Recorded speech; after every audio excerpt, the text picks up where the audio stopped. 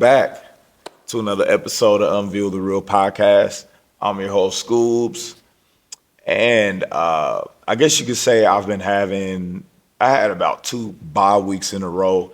I know during one of those weeks, I know the following week afterwards, or no, excuse me, the previous week, me and the wife and a few other couples, we actually took a couples vacation trip to a resort in Costa Rica.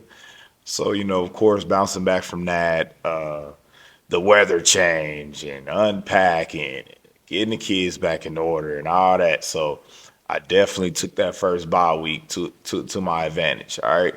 The second week, I actually did record, but it was a couple malfunctions, accountability on my end, but again, we're bouncing back at it. Let's get back into this week, man. Let's get straight into NFL. It's been a very interesting week. We are now in week 9, or no, excuse me. We just recently just passed week 9 of the NFL. Chiefs came up short, losing by, I believe, 7 points to the Bills. I believe 7 points exactly to the Bills. Nobody's too surprised from that score, but we will get into the Chiefs last, of course.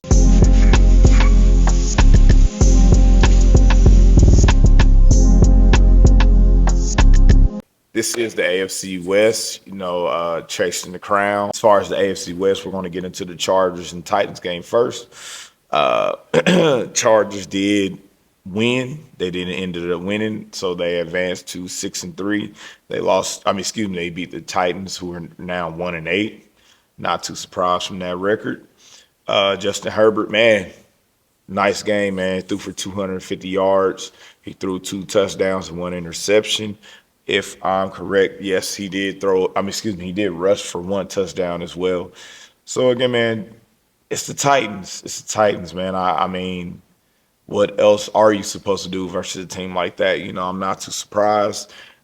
So we just got to make sure we stay on our toes, moving forward, because again, we know that they can become a challenge, the more we keep letting them get ahead, stay ahead of us like this, man, because I believe the Chargers are now number 2 in the AFC West. Broncos are number 1 still, and Chiefs are number 3. Raiders are number 4. All right, so I guess we got the Broncos. Broncos, they won by a field goal, but a win's a win. 1 point, half a point, whatever it takes, man. A win's a win. So they beat the Texans 18-15. Interesting game as well, man. Bo Nix, man, he's just on a roll.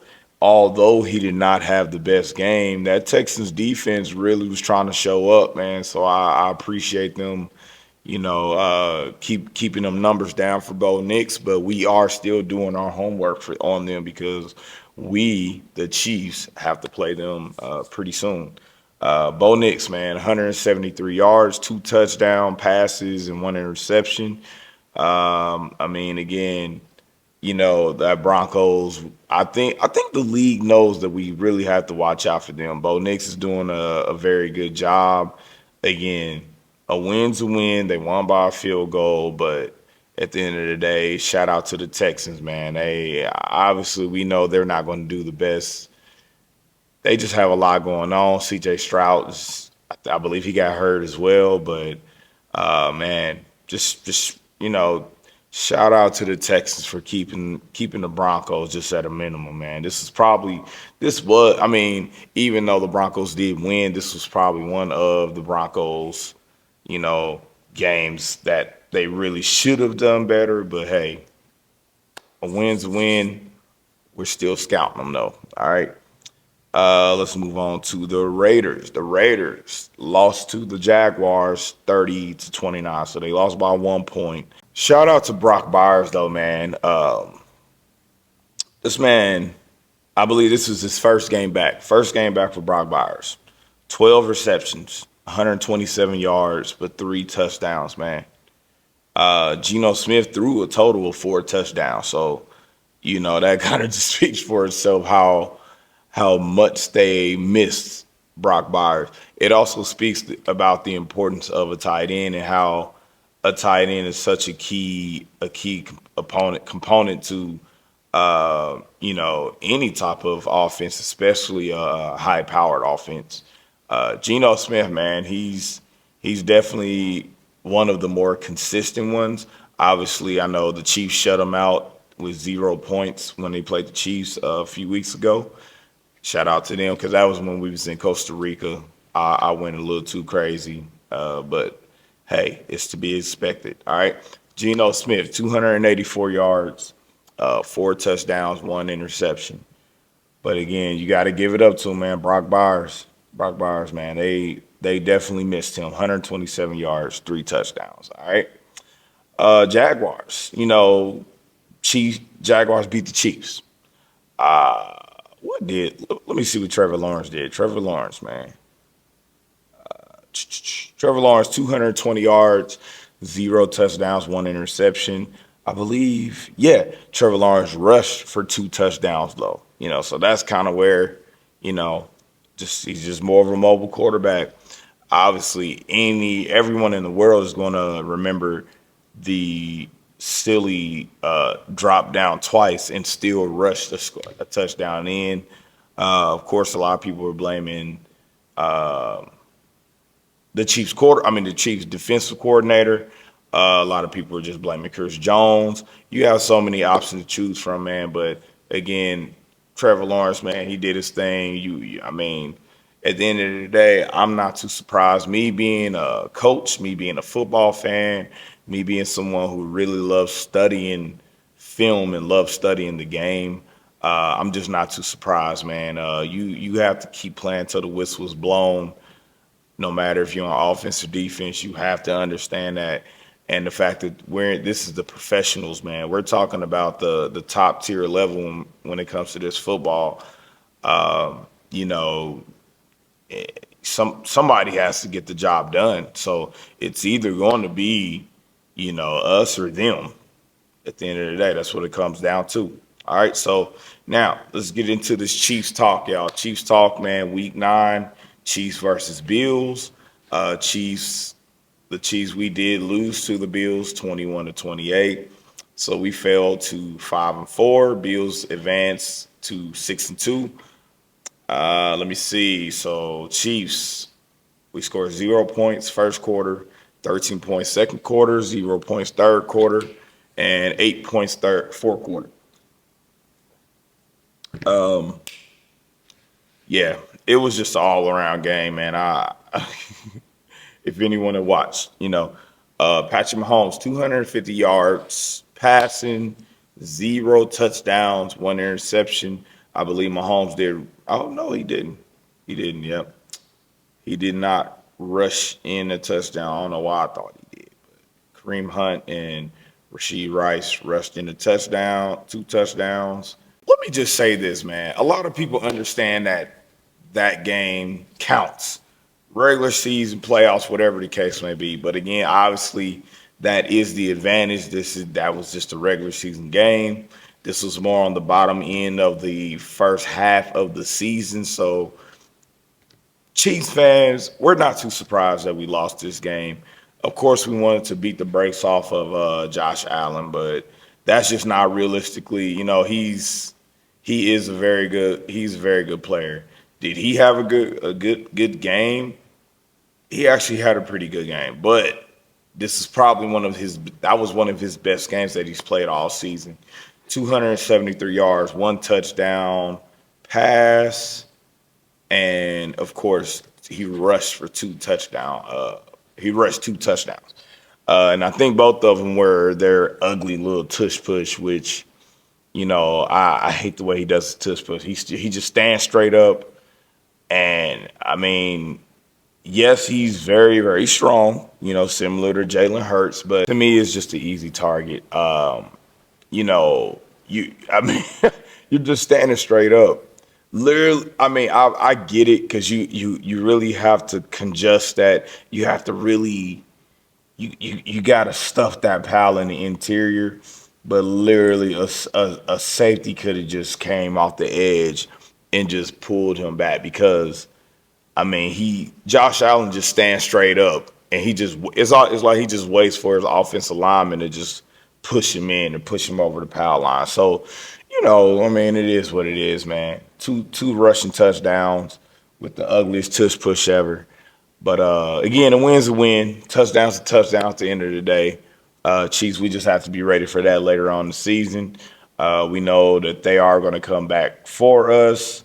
I don't even think the Bills are too happy about this win, if I'm being honest. I think that was just something that they knew they had to get out the way. And again, at the end of the day, we're studying them, they're studying us, and we're just going to see how we move forward. Because again, we still have a whole second half of the football season left, y'all. So it's a lot more football to go, man. Let's go. All right. Now, as we move forward, I do want to say thank you all for tuning into this episode. Please subscribe to my YouTube channel. Add us on Instagram and also add us on TikTok, man. We post a lot of different shorts and little skits on there. Just as we continue to grow, man, I just appreciate all the love and support. And we're going to just keep moving forward and keep this thing rolling, y'all, man. I appreciate it.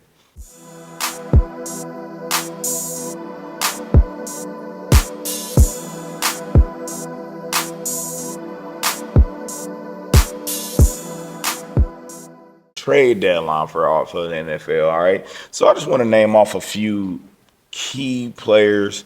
I love giving my respect to every NFL player, but obviously sometimes it can become too many of them. But again, so a couple little key players, that made the trade deadline. Have to start with Sauce Gardner. Sauce Gardner, of course, traded to the Colts. That's something to be a little worried about because again, that's one of the better. I mean, they are at the top of their division. They are probably, I don't want to say they're the number one ranked, you know, team, but probably overall, I'll say between the Chiefs, yeah, Eagles, and the Colts. I mean, yeah. So I know, yeah, we play. So I know the Chiefs, we have a bye week coming up, but then we play the Broncos on the 16th. But then the Chiefs actually play the Colts on the 23rd. I'm going to try to go to that game if it's a home game. That's that's about a week or a little over a week after my birthday. Shout out to the twin, man. Appreciate it, y'all. But anyway, so let's keep moving forward. So, like I said, Sauce Gardner, that was probably the talk of the day on November 4th. Sauce Gardner's going to the Colts. Oh man, Rashid Shaheed. Anybody know he's a deep threat? He has so much speed, and he just got traded to the Seahawks from the Saints. That's actually man, and again with the healthy Sam Darnold, man, you got Smith and Jigba. You have quite a few other weapons. I was actually trying to think of the tight end that they have on the team, but I cannot think of it. But just imagine Smith and Jigba, excuse me, and Rashid Rice on the other side, man. Like that is going to be trouble for a lot of teams moving forward. Man, with the healthy Sam Darnold, Seahawks are going to be somewhere we're going to have to start. They need to be in the playoff conversation. I mean, come on, man. They're doing their thing right now. So, yep, Rashid Shaheed. You have the Browns defensive end, Joe trying. Sh- sh- I can't pronounce him. Shoinka, something like that. But he just got traded to the Bears. Bears, man, the Bears defense is already pretty solid in my opinion. In my opinion, they're already pretty solid. So they just added a nice defensive end, a nice edge threat to their defense. So that is going to be very interesting to watch. The Saints traded offensive lineman Trevor Penning to the Rams. Someone a very key component that the Rams need for Stafford. I mean, they need it, man. They just need that protection, man. They have such a good receiving core. Puka Nakua, Devontae Adams. Dang, man, they got a few guys out there. So, you know, do what you can to protect your quarterback, and I know they had a couple injuries going on. So why not get that out the way as well, man? Oh, that was another topic, another highlight of today. That was probably one of the first ones on November 4th was Jacoby Myers, wide receiver for the Raiders, just got traded to the Jaguars. So now you have, um, uh, wow, dang, you got not Travis Hunter, but you have quite a few guys, quite a few key players, and I think everyone knows how high powered and how much speed um, the Jaguars have. You know what I'm saying? And I mean, as long as Trevor Lawrence is getting better each week, I don't see why they are not going to be an issue. So, just something else to look out for, man. So those are all, and of course the Bengals. They let go of the linebacker Logan Wilson to the Cowboys.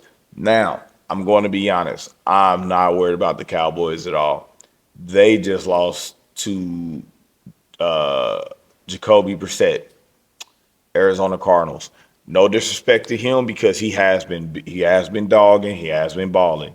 Cowboys just lost to them 27-17. So I'm not too worried about them at all. But hey, good for them though. They needed something. So good for them, man. That's all I can really say for that. All right. Now, moving forward, man, get them chopping.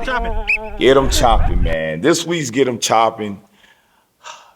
There was some silly stuff going on throughout the week, but I'm just going to explain it. Get them chopping this week is going to head coach Dan Quinn. Washington Commanders head coach Dan Quinn. All right.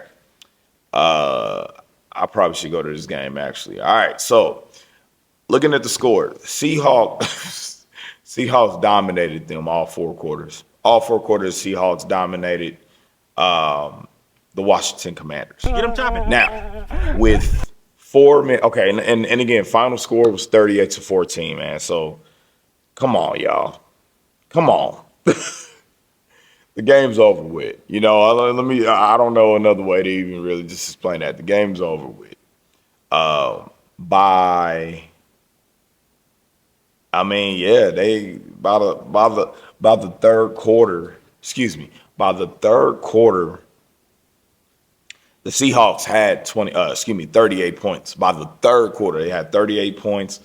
It was 38-7 in the third quarter, right? Now we're headed in the fourth quarter. And I know I need to get to the point of why I'm making Dan Quinn the get him chopping of the week. Dan Quinn is the get him chopping of the week because with in the fourth quarter with 7 minutes and 30 seconds left, they're already down 31 points. Jaden Daniels, this is his first game back from an injury, and again he is still in the game. He is still in the game with 7 minutes and 30 seconds left. You are down by 31 points. Y'all are not catching back up, man. Now, the pretty messed up thing about it is Jaden Daniels got hurt. Like I said, he got hurt right at 7 minutes and 30 seconds left in the football game. Of course, right after that, you have to put in Mariota, but it's just the point that you guys should have took him out a long time ago. First game back, he's probably still healing up. He's trying to get used to the speeds and everything like that. Man, get about the game. The game is over with. It's the fourth quarter already. So again, Dan Quinn, man, your team can chill. You got to get them chopping, all right? Hey, that's just how I feel. Yeah, that's just how I feel. Hey. All right, so let's get into this week's reaction video, y'all. Just check it out. You want to raise irresponsible adults? Then keep taking away all their responsibilities. What parents are doing nowadays is they're taking everything on. So a child getting ready for school and comes over and the parent's like, okay, is your homework in your backpack? Did you make your bed? Did you tie your shoes? The parent has all the checklists. So what you do is you raise up kids who become adults one day who need a boss to go, okay, now did you finish? Did you Yeah. do this? That's Did you not do how it that? works. Because they were That's not not taught how it to take works. responsibility. One of the things that my wife began to do when the kids began to go to school was get ready for school. Kids come up and they're like, all right. And she would go, okay, are you ready for school? And they knew what that meant. And now they have to do the checklist. Okay, did I Yeah. make my bed? Is my homework done? Is my right? And right that at the when they come home from school, right? Can I go out to play? And Holly go, I don't know. Can you? Can you go out and play? Yeah, I do. See, so many adults go, yeah, you can go out and play, and then later they're frustrated, mad. They go, well, yeah, but you didn't do your chores, you didn't practice your piano, you didn't work on your homework, and so once again, I'm taking away all of the responsibility. Yeah. Instead, you create an environment and a system of putting responsibility on your children. Can I go out and play? I don't know. Can you go out and play? And they go, oh, wait, I haven't got my homework done. I got to go, yeah, Mom, I got to go practice my piano first. I'll go do that. And then can I? Yeah, then you can go out and play. I'm telling you what, put responsibility on your children and they will raise up responsible. That's You right. want to raise That's your, right. That's right, man. I love. Let me get that young man a shout out, man. Shout out to you, man. That was so deep. Yeah. So let's get straight into it, man. My kids personally would probably be annoyed by hearing a video like this because they're like, "Dang, well now we know who dad is. Now we know where he's getting it from." I mean, it is what it is, man. Like I said, these kids have to learn that. It really is something I have to even kind of have my wife to understand. And again, my wife is going to watch this and she's going to know exactly what I'm talking about because I had to start asking her. So the thing is, I leave my house. I'm always the first one out. I have to work so early in the mornings. But the thing is, sometimes I might call in or not call. I never call in. Sometimes I might have a doctor's appointment, so I take the day off, or sometimes whatever the case may be, I'm at home instead of at work on a school morning or whatever the case may be. So this is when, yes, that I can help. I can really help out. Have my wife relax, in the morning instead of her getting up. But I know a couple of times I actually noticed that I'm like, why are you doing that for her? Or why are you doing that for him? And she really didn't have much. She didn't have much of a response. So I had to get her to understand. You got to stop doing that. You know what I'm saying? They're going to be relying on you, and now they're going to be blaming you. Be thinking it's your responsibility to get them up for school or to make sure they brush their teeth. You, you know what I'm saying? I'm one of the tough dads. No, tough husband, tough dads, whatever. No, I'm not raising my kids to rely on people in this world, especially when we're talking about the the simple necessities that they need, or like that guy mentioned, like when whether it's a job, a career, at school, whatever the case may be, our children have to be prepared and able to handle these situations themselves. If parents just continue to do everything for them, they will never know. They will never understand how to do it themselves, man. So I get how some people always try to criticize and say like, "Oh, you don't want to just make your kids so independent because then they're going to not want to rely on people. They might grow up to be selfish and things like that." But no, I truly believe you got to get them to understand from a very young age, like, no, like, allow our kids to do these things on their own, man, because it's the only way they're going to keep moving forward. If we keep allowing them to do this type of stuff on, because of us, if they want to just keep leading, I mean, excuse me, if they want to just keep following, you know what I'm saying? Like I just mentioned about even a simple task as far as brushing your teeth, making your bed up, they're going to just keep waiting for the parents to ask them. And I promise, I know everyone knows some kids who have these type of issues. I don't even want to just say teenagers because again, third, fourth grade, you should know how to make your bed up, right? You should know how to brush your teeth, right?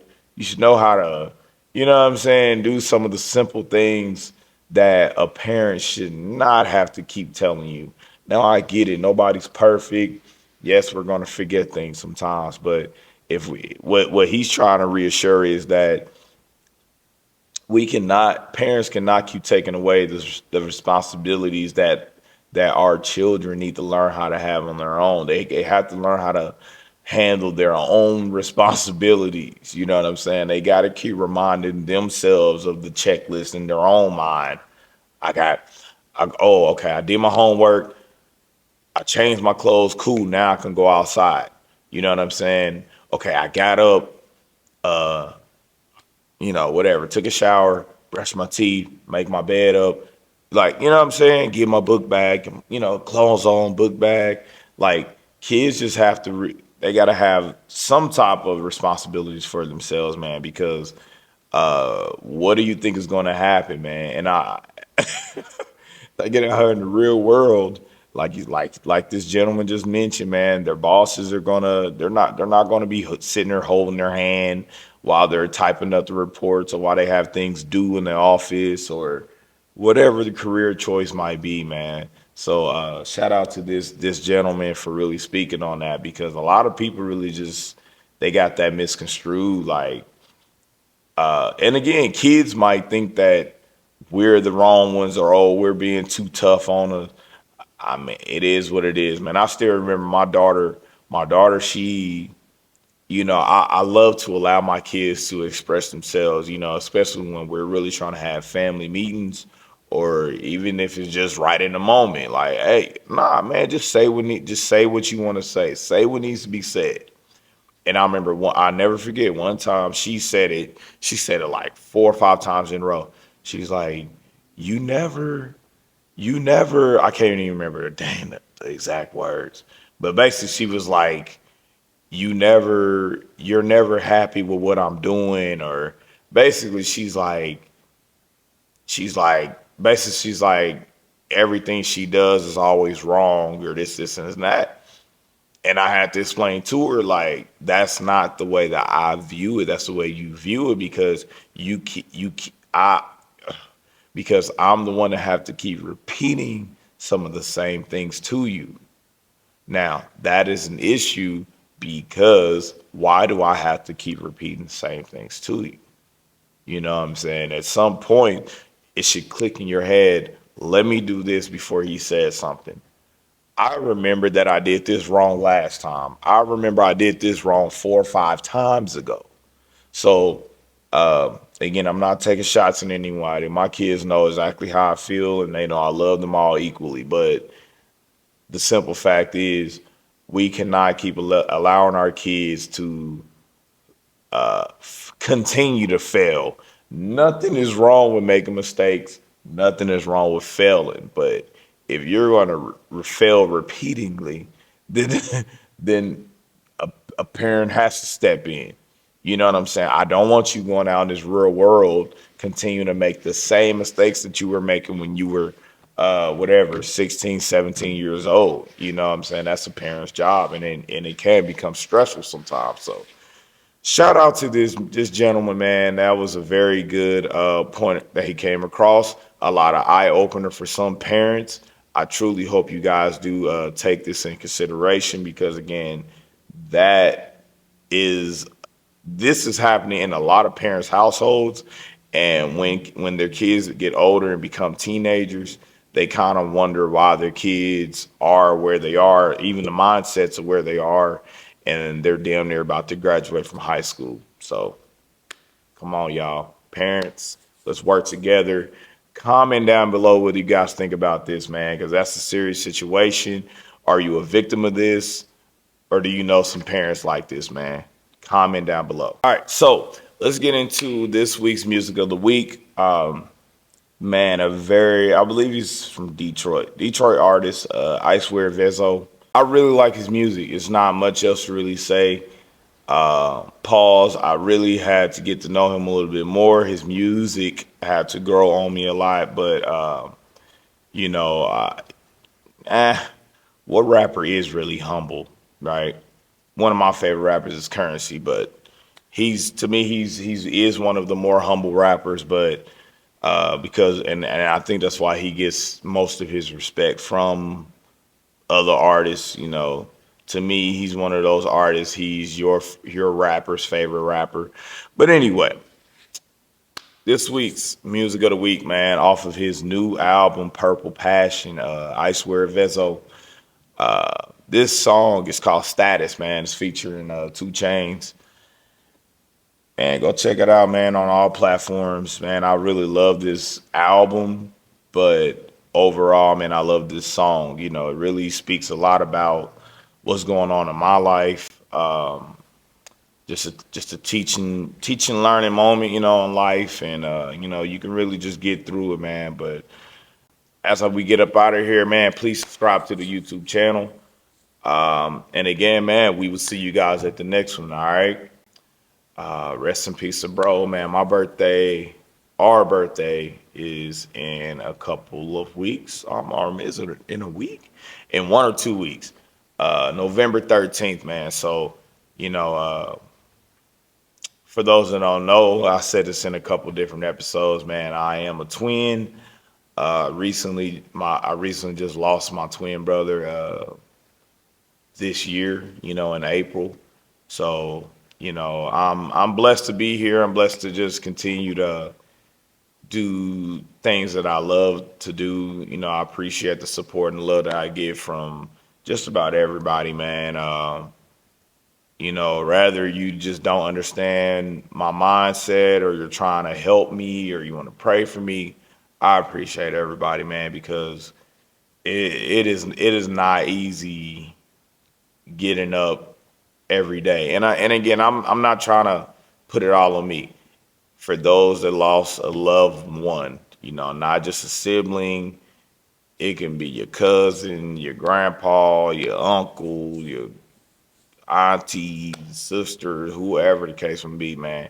Losing a loved one is tough, you know, and we all been to funerals, we all have loved ones we lost, but obviously this is my twin brother, so this really just hits a little different.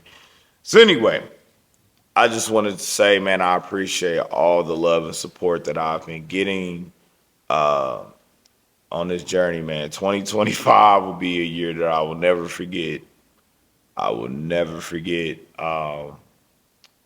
You know, but again, birthday coming up, man. Shout out to the family. Shout out to everybody. Just keep touching bases with me, man, because the prayers and everything, man, that's the only thing that's really been keeping me going. You know, I'm not even gonna sugarcoat it. Um, I don't know, man. I need to. I know I need to speak with therapist or something soon. But until then, man, next episode, man, we will catch y'all. Subscribe. I love y'all, man. I'll see y'all soon. Status, I swear Vezo.